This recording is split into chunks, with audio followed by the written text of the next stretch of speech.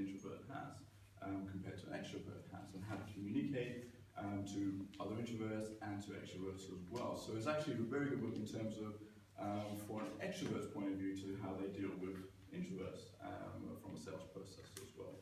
So I think a lot of books, I mean, I've never really been a big business book reader. I mean, I love to read books, but when it comes to business books, I really didn't have much time. I was more of a Google article reader, white papers, blog reader, do my research and make notes from there. But, for the past 6 months when I've been going to a lot of seminars, networking events and speakers and people who achieved a lot, they always mention a book. They always mention, hey, you need to read this book by this person here, or this book by there. And I thought to myself, I need to get into this. There's some kind of pattern here that we need to work into. But so when I started reading a couple of these things, one thing I noticed in a lot of the books were more about brain wiring, more about saying, okay, this is the just do it attitude. This is what you need to do, and just go out there and do it. Personally, it didn't really do it for me at all, because it's just not my style as a person who's trying to grow and develop their own business. Whereas Beth Bulow, when she's writing this book, she's more about talking to you as a friend, as a close mentor, as a coach, in a soft-written approach, and not trying to change your mindset in terms of, okay, have this kind of attitude and just go and do it, but more about, okay, you've actually got skills that you didn't know you really had, and basically amplifying those skills to be successful. So when it comes to specifically networking, one of the skills a lot of people talk about, one of the tips about networking is say, hey, listen to the person that's talking to you, put the spotlight onto them, as opposed to just going out there and talk about me. That's one of the tips I always got about networking. And for an introvert, our natural skill is to listen first. We want to absorb the facts, we want to spend time, we have a thirst for knowledge, and we're very curious in terms of asking the right questions. So in a networking environment, that skill set is actually, for an introvert, is actually quite successful to have moving forward. And that's one of the examples that Beth does in terms of utilizing your current skill sets that you have, and then really going into detail and real depth to be successful, to overcome the challenges that we mentioned right at the start. A lot of books about entrepreneurship, they talk about a lot of the mechanics and how to become an entrepreneur.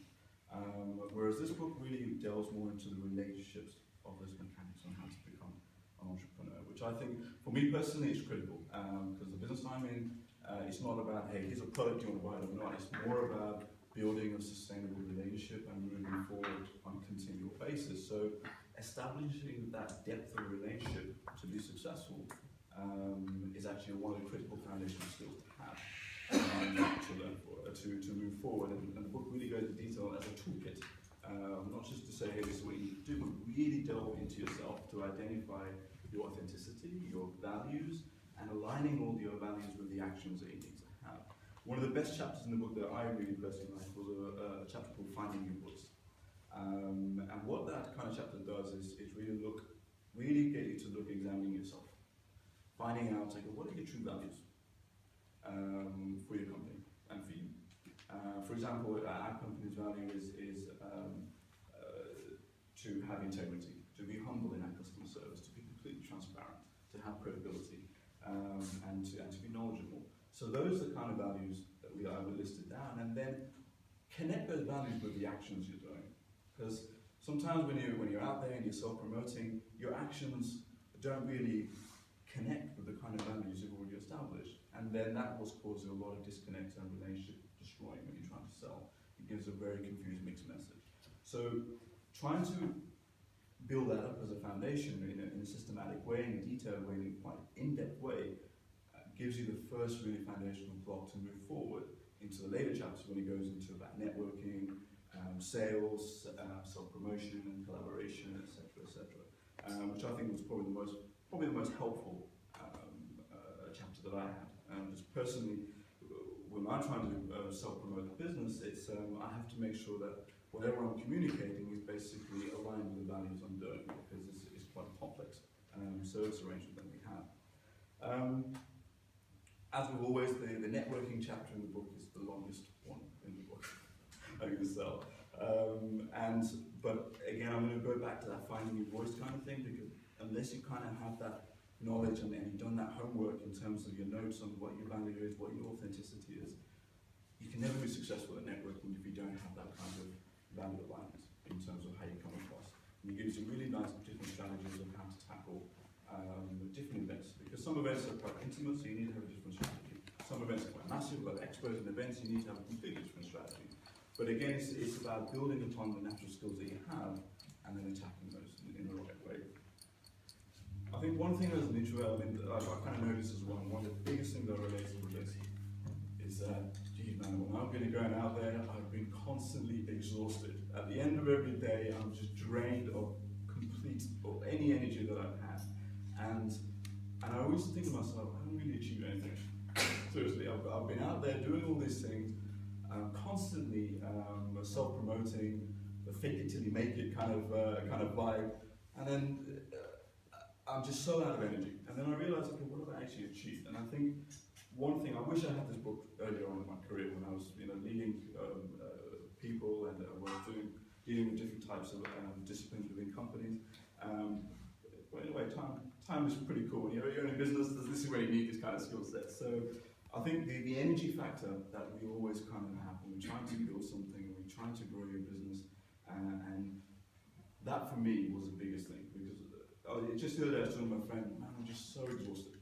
And when you're out and about, you're doing this, doing kind of things, and I felt like I haven't achieved anything. And then when I read some of the chapters in this book, I realised, okay, now I know why I'm getting exhausted and what I'm spending my energy on. But if I channel that in the right way, through finding your voice and through the right strategies and doing the homework. I mean, you've got to do your homework on this. You really got to sit down and you've got to really answer some more tough questions about yourself and about your company, and about your position, and about your products, about your strategy, and document it, write it down, and then build upon the action from there. It's not just about reading a book and say, okay, I got it now, I know what to do. The homework for me is critical, and I think for an introvert, we thrive on that. We love to just sit there and do our homework and do our research and figure things out logically, systematically, but also creatively, and then build our actions on from there. So, in essence, the book talks about 10 steps, but the book really goes into each of those details in depth, how to do your homework, how to progress through, and how to be successful. We're playing on the natural skill sets that you have, as opposed to coming up with a different change in paradigm shift within yourself. Is about utilising what you have already and amplifying that and really going into depth, as opposed to taking a wider approach into things. And I think the practical examples that they have in here, I mean, they've got every chapter is ended with an interview from a business owner or from an entrepreneur, someone who's made it, who are natural introverts. And hearing them talk about their practical examples and what they've achieved and how they've done it really helps visualize a lot of the concepts that they're talking about in the book, and a lot of the theory in the book as well. One thing I probably would have liked more practical examples from the author herself, as opposed to relying upon the interviews that she's been conducting. But then again, it would probably be a contradiction to herself. At the end of the day, she's telling you that you need to come up with these, because this is your value, this is your authenticity, and this is the way you need to approach it. So I kind of figure out why that came about. But I think the biggest thing for me was the writing style. It was very much a friendly, softer approach, not fluffy, but a nice guiding, softening approach. Because a lot of these books are like, hey, walk on fire, you can do it. Whereas this is saying, okay, maybe we should go into here and then what's it here. It's like someone guiding you by the hand and working from and building upon that. So that's one thing I really found interesting to work upon. So in essence, that's kind of the book in that kind of way, naturally amplifying your strengths that you have. I think it's also recommended to extroverts, because you guys drain the shit out of me. Trust me, honestly, when you talk to us, it's like, oh my god, seriously, I don't want to meet you again. So I think a lot of things can be helpful to extroverts as well as introverts. So I hope you liked the review. I hope it made sense anyway. So thanks a lot. Thank you. Thanks.